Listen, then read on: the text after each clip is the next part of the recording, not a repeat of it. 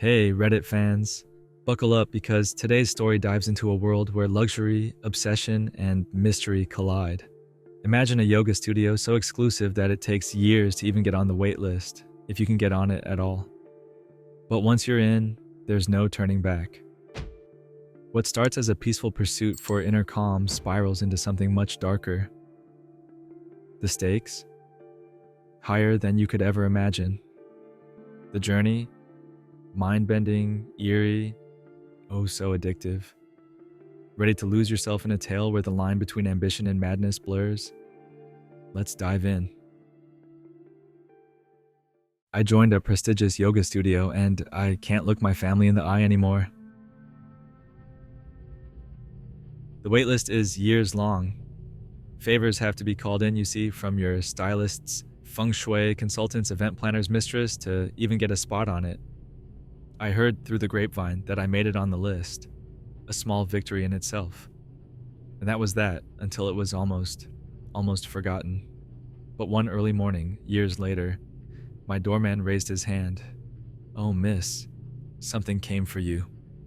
As I was walking in from my run in Riverside Park, he placed the delicate invitation box on his podium, and I knew, clear your schedule for the next 2 weeks, you're in. I've heard the rumors that have spread through all of the upper crust yoga classes since I first got on the mat. The flows taught at peak pose are addictive. Perhaps that's an understatement. Everyone's heard of a friend of a friend of a friend who was sent home after the first day and became obsessed, spending the rest of their life chasing the highs taught by the anonymous instructor. They say the only way to reach true satisfaction is to reach the 12th session, if you can. People fly in from all across the globe for a shot at it, to be the one person selected for a year of one-on-one training from the head instructor. The exterior is unassuming, tucked under dilapidated scaffolding. Tourists lost in the mid-50s of Manhattan walk right past, unaware that only a select few are chosen to see what lies behind the peeling red door. When I arrive on the first morning, I'm not even sure I'm in the right place. But when a woman in a coordinating workout set and a bright red scrunchie brushes past me and pushes the door open with her yoga mat, I follow suit. Behind the door is a beaded curtain, and behind that is a cavernous welcome hall. White marble walls lead up to a skylight as high as the heavens. Oil paintings, easily 15 feet across, depicting lush forests teeming with wildlife, are kept in opulent gold frames. 12 marble statues of yogis in flawless form, lotus headstand, 8-angle, one-handed tree. I can pull off those poses, of course, but I think of the models who had to hold still for hours while these were carved. It's otherworldly and hauntingly silent. A handful of others are in the welcome hall, just as entranced as I am. It occurs to me they're now my competition. In a practice that so connects me to myself and others, I can hardly imagine hoping I'll be the best, hoping for others to fail. It goes against everything I've been taught. A sharp gong hit snaps me back to reality. At the far end of the hall, a doorway has opened, leading into pitch-dark nothingness. Hesitantly, 11 other yogis file in before me. The room within is pitch dark, with only a small portion in the center dimly lit by a ring of candles. The walls are nowhere in sight, giving the impression that the room is endless. I'm so distracted that I don't notice red scrunchies securing the best spot in the room, front row in the middle. A pang of jealousy punches me in the gut. Damn it, I think. That should have been mine. I brush the unhelpful feeling off and take the spot next to her. And suddenly, there she stands in the flesh. The instructor. She does not bother to introduce herself. She doesn't need to. Though she's tiny, she commands attention with her wiry black hair and deep eyes that stare past her Roman nose. Every student stands at the top of their mat, eyes steady and tailbones tucked. She surveys the lot of us with a single eyebrow arched, then simply says, "Let's begin." From somewhere within the black expanse, a gong is struck. She informs the class the flow will be 3 hours long. Salutations, followed by strengthening asanas, followed by a series of deep stretches. The rumors are true. It will be tough. It will hurt. It will free you. We'll start in a downward facing dog, the instructor says, and that's that. The gong continues to ring, never losing reverberation, never fading. When I was getting my nose redone, I joked with the anesthesiologist that I could beat the sedatives, stay awake through the whole surgery. He laughed and told me to count backwards from 10 and see how far I could make it. I never even began counting. I woke up being rolled into the recovery room, unaware a moment had passed since that conversation. Very much the same thing happens now. I find myself, mind blank and muscles on fire, in an eagle squat, a relatively easy pose, one thigh stacked over my other as I balance on one leg. But my muscles tremble as if I've just been through an intense series of holds. An hour or more must have passed. The gong still hums.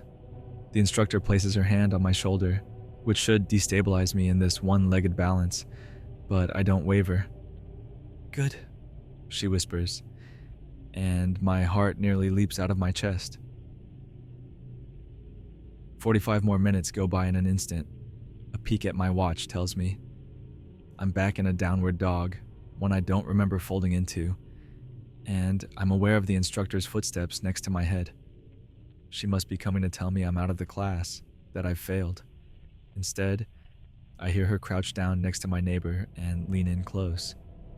Barely audible, she whispers to Red Scrunchy, "Your knees are bent." She pauses.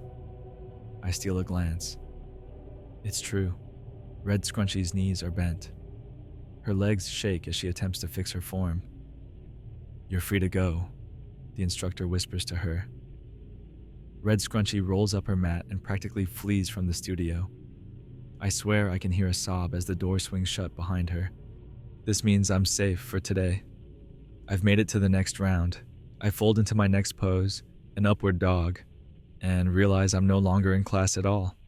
I'm at home, on the floor, before my dinner table occupied by my husband and 2 daughters.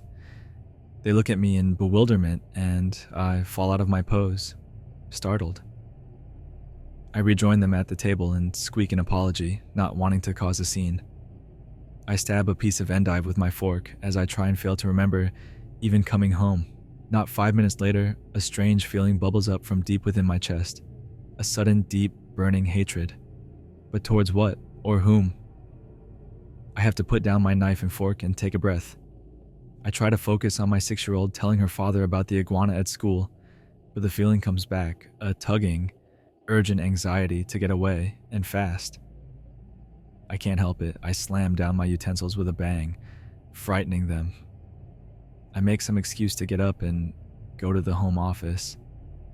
I spend the rest of the evening trying to remember the morning's flow based on muscle memory alone. It's impossible. I was in too deep a trance.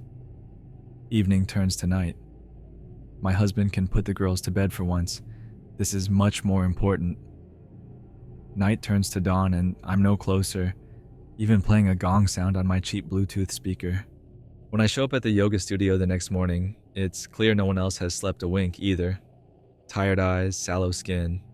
As I pass by the 12 yogi statues in the welcome hall, I pause. Another student, a wayfish, linen-wearing brunette, pauses next to me. Not a word between us, but we're both thinking the same thing. How we'd give anything to take the place of any one of those statues, to never leave this studio again. So when the gong rings out through the oppressively silent hall, it's like coming home. We're not quite desperate enough to fight our way into the studio yet, but there is an urgency to our footsteps once the doors slide open. The gong is struck again, and from somewhere within the shadows, and the instructor emerges. She starts the class in much the same way as yesterday. Before class this morning, I promised myself that I would be absolutely sure to remain alert this class. Well, so much for that. Maybe it's the fact that I hadn't slept a wink the night before, but now I slip out of consciousness immediately. I resurface this time in a pigeon pose in my living room. It's earlier in the day than yesterday, not quite dinner time. This is good. I dig in my purse, and when that comes up empty, in my husband's desk drawer, for a couple of 20s.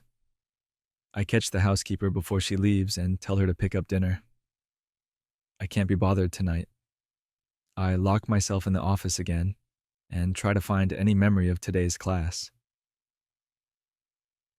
A few hours later, my husband knocks on the door, asking me to join for dinner. I feel a wave of anger bubble up in my stomach again. I don't answer. I don't want to think what will happen if I do. After dinner, another knock. Zoe wants to join me. Usually I have to beg and bribe her to accompany me to a mommy and me yoga class, but she must be feeling my absence tonight. I open the door to let her in, but when she sees me, she recoils. Something about my appearance must be frightening. She backs away, and a few minutes later, my husband comes in, asking what's going on.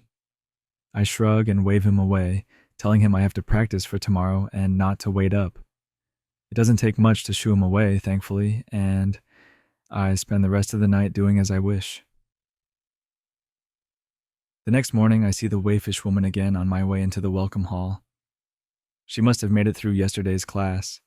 We lock bloodshot eyes and laugh in only the way sleep-deprived, desperate people do. It's not immediately clear to me who was sent home yesterday, but the class feels smaller. The gong hits, class begins, and the next 5 days pass in almost exactly the same way.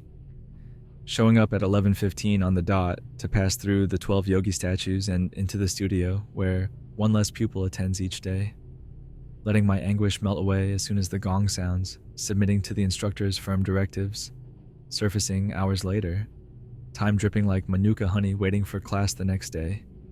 1 week after my first class at peak pose, I don't emerge from my trance by finding myself in a bound angle in the home office or in a hero pose in the kitchen. No, today I'm shaken awake by my shoulders in the middle of Comtesse Bistro on 92nd Street. My husband stares me in the face, horrified.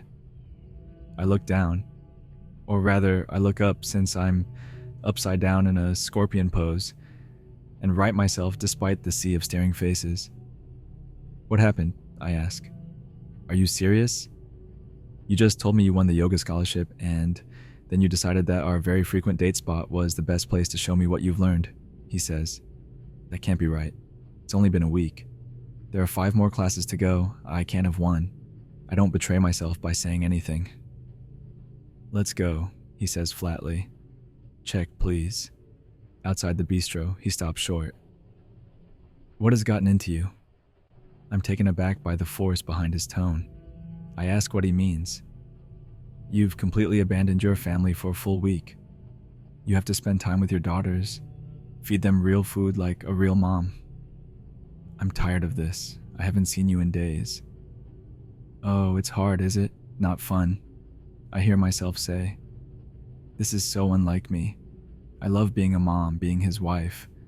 I should be upset at myself for saying such things, but I can't stop picturing folding back into a scorpion pose, balanced on my forearms with my feet hanging backwards over my head. He hails a cab and we get in. The ride is silent, tense. Suddenly you have a problem with my yoga practice, I say. Not when you act like a normal person about it. You've been acting completely unlike yourself, he responds. And what if I did win the scholarship? You know how much this meant to me. Am I not allowed to go? I ask. He doesn't respond for a minute. Then, I didn't think you were actually going to get it. That settles it. We arrive home. Margot and Zoe greet us excitedly, but I can't bring myself to look in their eyes. They're just a distraction from what I know I have to do. I find myself storming into the bedroom, and my husband follows. He shuts the door behind us as I yank out my weekender tote from beneath the bed and begin packing. Seriously? He asks, as I stuff the bag with leggings, sports bras, toiletries. Someone's shouting. I realize it's me. The last thing I see as I leave the apartment is my husband's frightened face. Well, now he knows not to cross me. The street's deserted. It's the dead of night. I walk south, knowing exactly where I'm headed. I push at the front door of the peak pose, and it gives easily. I was prepared to smash through the glass with a brick if it came to it. Good thing it didn't. Red Scrunchy is there in the welcome hall, leaning against the studio doors. She looks up at me like a wounded animal as I pass by the statues. "I can't go in there," she whispers. I open the door to the studio with ease. Red Scrunchy gets up. "Let me in," she begs. "Let me in." Nothing's preventing her from following me inside the studio, but she doesn't. "Go home," I hear myself growling back before sliding the door shut. I turn to the studio. The candle still burns at the center of the endless room, but the usual gong doesn't ring. I could hear a pin drop or a light snore. Turns out I'm not the only one who escaped here tonight. The brunette waif from the second day dozes on her yoga mat, and to her right, a man in green shorts folded perfectly in half peeks up at me. "Kicked out?" he asks. "Couldn't sleep," I say.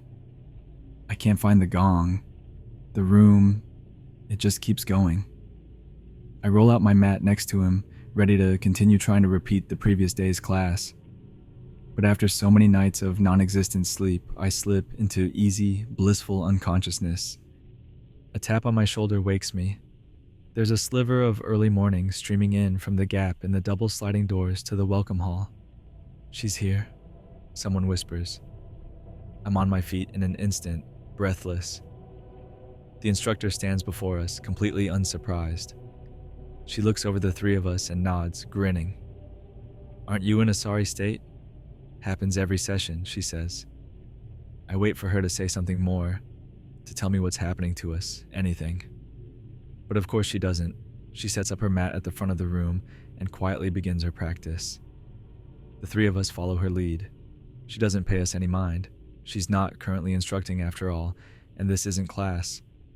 So we try to copy her movements in complete futility. I hear myself begin to whimper, then cry. I'm not the only one. The man next to me sobs. "Please." He's doing the same thing as me, trying to keep up with the instructor's silent movements. She looks up.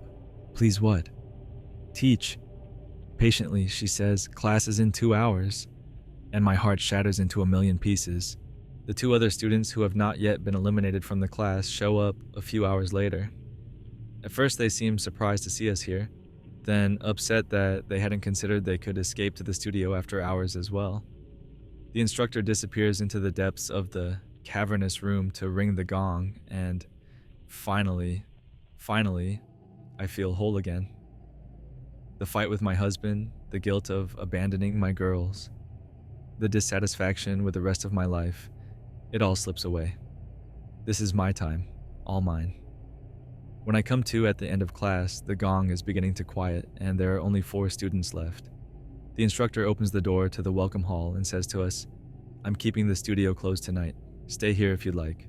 And for the love of God, get yourself something to eat."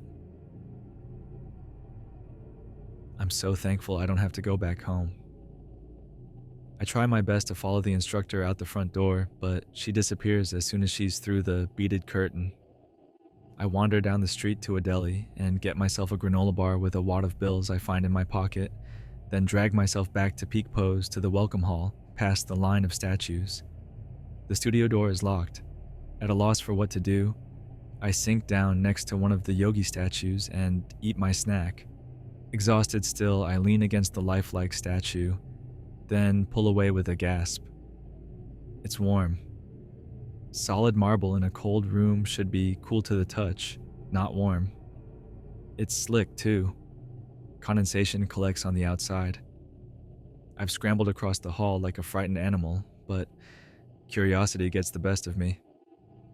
I approach it again and lay my hand on the statue's arm. It's folded into a bound wheel pose, its back bent all the way backwards with its hands grabbing its ankles. His ankles. The statue depicts a young, slim man in billowing pants. While this is far from my favorite pose to do, the look of pure bliss on the statue's face tells me this was probably the model's #1 pick. He looks as serene as a still sea. Eyes closed gently, no hint of struggle at all. I move onto the statue next to him. This one is a woman in half lotus crow. She too looks completely at peace, owning the pose to the fullest extent, like the gong is always playing in her head. And then I reach the statue near the entrance. She's in scorpion, my favorite pose too, supporting her body in a forearm balance, with her feet in the air, hovering near the back of her head, just as I did in the restaurant with my husband. The welcome hall is cold, it's quiet, and the sun is either beginning to rise or set. I don't know how long I've been staring at her for. Something about her draws me in. I lean against her warm marble. A deep connection. The feeling that she is me, and I am her. At least I wish I was. So I wouldn't have to leave everything behind to even be here, to feel the guilt of resenting my obligations. I give anything to exist without context, without choice, in peace. There's that anger again, bubbling up from deep within my stomach. It's not so unfamiliar anymore. I've run away from home and refused to eat or sleep like a child. And now Scorpion Girl is living the life I should live. I hate her. I hate her. So I give in to my anger and I push the statue. I don't expect it to give way, but it does. It topples back and forth, threatening to tip. And then it does. It hits the floor with a crack, splitting down the middle. Suddenly, arms are pulling me away as I attempt to scramble back towards it. And I swear I hear the scorpion cry out. I'm dragged by the shoulders down the row of statues into the yoga studio. The sliding doors shut and leave me in darkness. I'm crying. Behind me, someone lights the ring candles and steps out before me. It's the instructor. I look up at her desperately, waiting for an explanation that will never come. I would have expected her to be cross, but her expression is unreadable. "You really want it," she says, not asking. I can't do anything but nod my head, unable to speak. She responds. "Well, class is starting soon. Go grab a spot." The instructor almost leaves the studio, but suddenly remembers something. "By the way, your husband has been very curious outside, in case you want to reassure him that you're okay." I don't.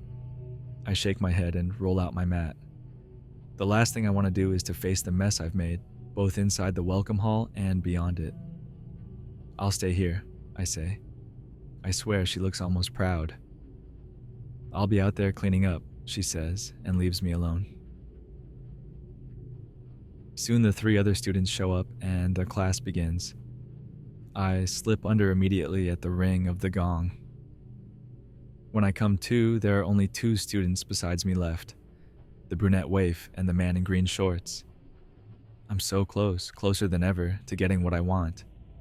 If I'm eliminated now, 2 days before making it to the end, there's no coming back. I have no choice but to make it. So I don't protest when the instructor locks up the studio for the evening. I'm hungry, I'm tired, I'm manic, but I don't care. I leave the building. I see the brunette waifish woman leave after me, and I follow her, keeping a respectable distance between us. She stumbles around in the same haze that I'm in. Tired and lost and aimless, she heads northeast seemingly randomly. Avenue after avenue passes by. Men with Brooks Brothers laptop bags, young tweens who point their phone cameras skyward, moms with toddlers. They barely register to me. We reach Central Park. The crowd thins here. No one wants to be in the park after dark. Waif goes right in, I follow. And I keep following. 20 or 30 blocks north before it's completely desolate. She looks around, nearly catching me, then ducks into a bush. She must have run away from home as well. I wait, trying to quiet the anxiety of being so far away from the studio. She doesn't emerge. This is where she must intend to sleep for the night. I approach the bush with no particular plan in mind. At least that's what I tell myself. There she is, asleep in fetal position in the dirt. I lean in, curious how she could be at peace enough to fall asleep when it feels like every nerve in my body is on fire. Turns out, I'm right. Her eyes snap open and she lunges at me. She pulls me to the ground hard, my shoulder making contact with the concrete. She lured me right into her trap, and I fell for it, blinded by being so close to my goal, Neither one of us has enough strength to do real damage with the weight of our bodies alone, which we both realize at the same time. She may be determined to make it to the last round, but so am I. I find myself fighting dirty, kicking and punching with abandon. It's fuzzy exactly how it happens, but I've pinned her. I try to wrap my hands around her neck, but she squirms out of my grasp. Once again, facing the conundrum of being unable to incapacitate her with just my bare hands, I look around for a solution. There's a rock buried in the dirt beside us, and I grab for it. It's not as big as I would like, but it will have to do. I raise it above my head and bring it down. Once, twice. It's a short fight. She's out, so these are the rules I'm playing by now.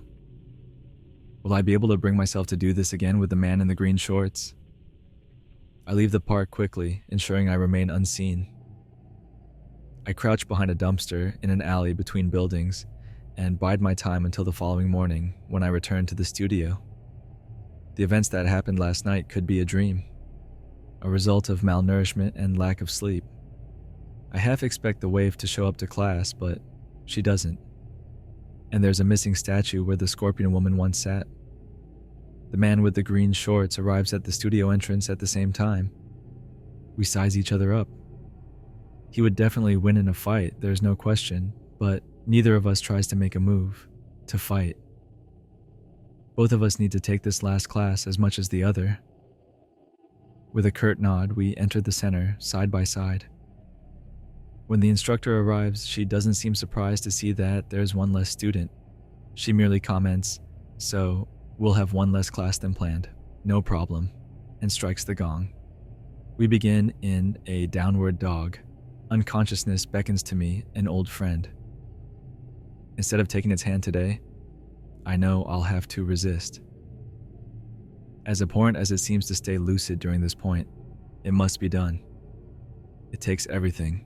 Everything. I fight for every second of consciousness as the gong vies for my attention. It's like fighting an undertow or gravity itself. For 2 full hours, I managed to stay awake, listening to every command and cue. Despite the pain, it's glorious. The instructor's flow is so perfectly planned, so flawless. Being aware of each excruciating moment in every pose feels like a wonderful lifetime. This is what I needed. The class builds to a peak pose. We go through a series of back bends, then of arm balances, then of shoulder stretches. It feels familiar. I'd bet my tennis bracelet, one of the good ones, on what the final pose will be. "Come to a mountain pose," whispers the instructor, and I stand at the top of my mat at the ready. I hear the thin man's feet plant on his mat a microsecond after mine. "Wheel," the instructor says like a sharp exhale. The urge to move automatically is stronger than ever, but I must savor every moment. I bend backwards, feet still on the ground, until my hands come to the floor behind me. It's difficult to wait for her next cue to take the next movement, but I do. "Come to your elbows," she says. Still in my back bend, I lower to my elbows.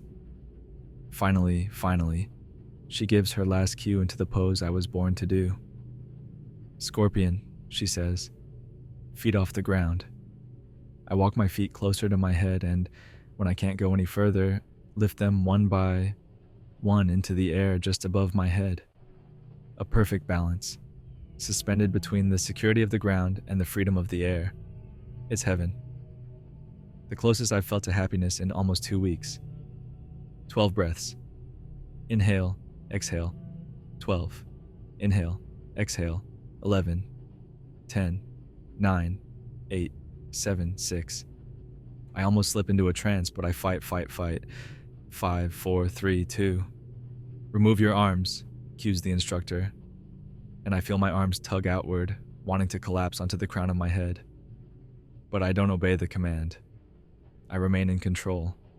The thin man, having succumbed to the gong, does not. I hear him collapse his body weight onto the top of his skull. Cry out like a wounded animal, go silent. Then there's only myself and the instructor. "Congratulations," she says, and my heart wells. When she says, "Stay for 30 more breaths," it's paradise. I savor every second I get in the pose. I focus on the slight shake in my arms, the minute muscle twitches in my core. I could stay in this pose forever. I'm so focused on the pride, the ecstasy of the moment, that I don't notice the needle inserted into the base of my skull, in my spine. It delivers what must be a cocktail of drugs via epidural. It paralyzes me, locking me into the pose I've been yearning for this whole time. The instructor reassures me, says, "This is the ultimate lesson in patience." I won't be able to feel being encased in stone, becoming one of the statues in the welcome hall. I'll replace the last yogi in scorpion pose out there. Her year's up after all, and those that graduate from peak pose go on to become famous. She'll open her own practice, become wildly successful, just as she's always dreamed of, and so will I eventually. Don't worry, the instructor tells me. I'll be able to breathe, my feeding taken care of through tubes. Electrodes placed throughout my body will keep my muscles twitching, preventing atrophy. With biological functions taken care of, my mind will be unburdened, free to explore its depths. Yoga is, after all, 90% mental work. Some don't make it through, but that's okay. Sink or swim. And certainly my family won't be there when I get back. As far as they know, I've been extended an invitation to the most prestigious yoga academy for a year-long retreat, and I accepted without a second thought. They'll heal, yes, but they'll never forgive me. But at the end of my year, I will have the life I've always desired. And I've never been happier. The gong drones on and on and on. I become the scorpion. As I finally allow myself to succumb to the gong and slip into the trance I've wanted to all along. And that's where our story ends, or does it? The world behind that red door is more than just yoga. It's a relentless pursuit that consumes everything in its path. What would you be willing to give up for the promise of perfection? Let me know your thoughts in the comments below, and don't forget to like, subscribe, and hit that notification bell so you don't miss the next twisted tale. Until then, stay curious, and maybe stay away from secretive yoga studios.